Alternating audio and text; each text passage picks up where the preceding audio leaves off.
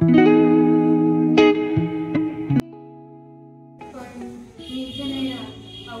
असते, माझी ड्युटी आउटसाइडला चालू लागते आणि माझ्या मनात होतं असं खूप दिवसापासून की मी ॲज अ मेडिकल फील्डमध्ये आहे तर माझ्याकडून सेवा व्हावी, म्हणजे मेडिकल थ्रू व्हावी आणि सोबतच म्हणजे अशी पण सेवा व्हावी की ज्याच्याकडून माझं काहीतरी योगदान अशा लोकांना भेटावं की ज्यांना खरंच त्याची गरज आहे.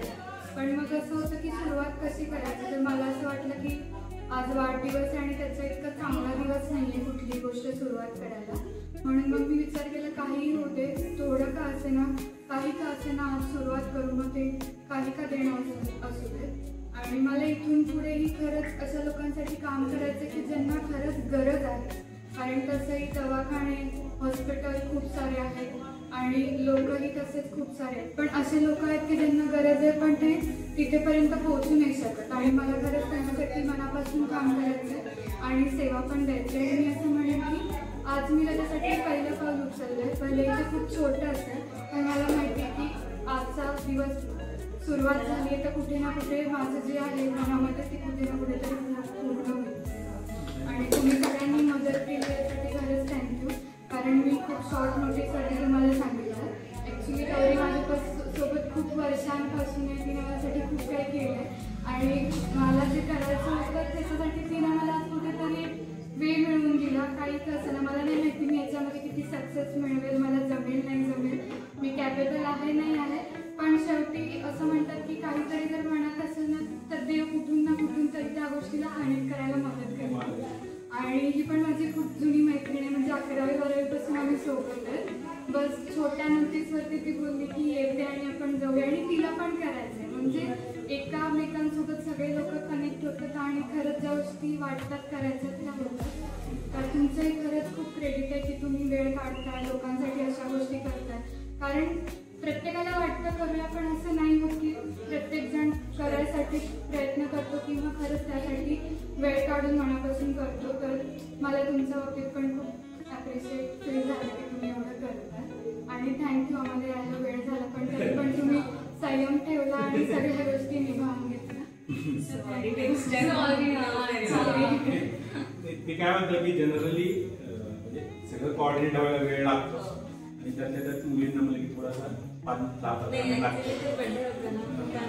त्यांनी मला ऑलरेडी सांगितलं होतं मला वेळ जास्त मिळणार नाही, म्हणून मी 7:30ला डॉट सगळं सुरू करून ठेवलं होतं जेणेकरून सेवा करून निघता येईल. मी परत एकदा तुमच्या सगळ्यांचे आभार मानतो. ॲक्च्युली यांची एक वेगळी ओळख करून देतो. गौरी माळगे यांचं मी फेसबुक जे बघितलं ते आपल्या ज्या कॉस्मेटिक प्रॉडक्ट्स जे आहेत त्याच्याबद्दल एक खूप चांगल्या पद्धतीने व्हिडिओज मी बघितले, मला त्यातलं एवढं काही कळालं नाही. व्हिडिओज जे बघितले ती बायकोला देखील दाखवलं कारण कुठेतरी त्यांच्या रिलेटेड असेल तर ते नॉलेज असेल. आम्हाला जास्तीत जास्त ती टोन पावडर काहीतरी तेवढी माहिती आहे, त्याच्या देखील आम्हाला नाही माहिती, पण कुठेतरी एक पब्लिक अवेअरनेस मध्ये म्हणा किंवा एवढं डेअर होऊन एखादी लेडी करते याचा मला निश्चित कौतुक आहे.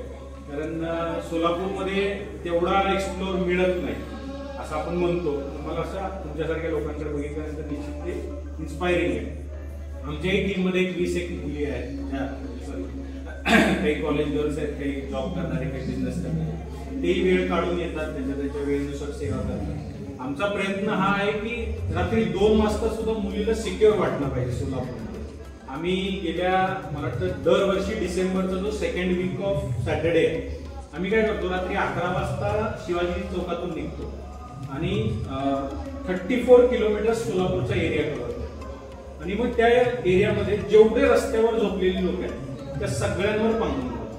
आणि विशेष म्हणजे मला वाटतं मागच्या वर्षी 6 का 7 मुली आमच्या बरोबर होत्या आणि त्या सगळ्या पहाटे 5 वाजेपर्यंत आमच्या बरोबर होत्या आणि 5 वाजता मग आम्ही थोडंसं कोऑर्डिनेट करताना प्रत्येक एक रॉबिन आणि त्यांच्यासोबत एक असं करून त्यांना घरी पोहोचवलं.